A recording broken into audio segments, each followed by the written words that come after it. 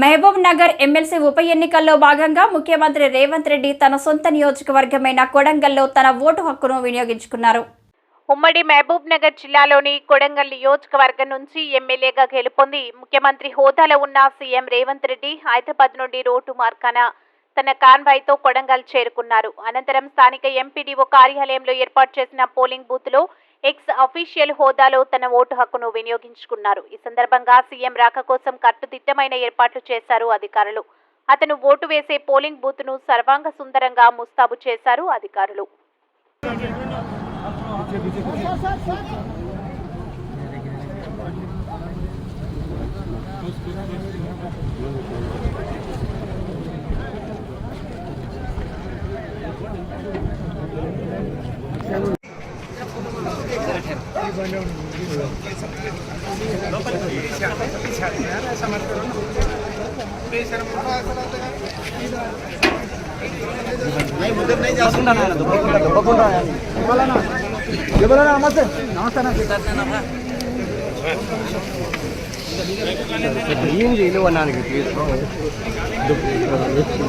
photo వచ్చిరాదు చేయరాదు వేసి temporary రాదు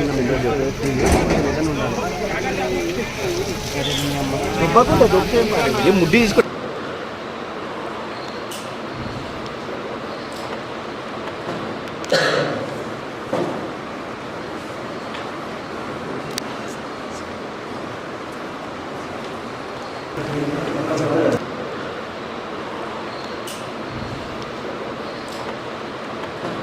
you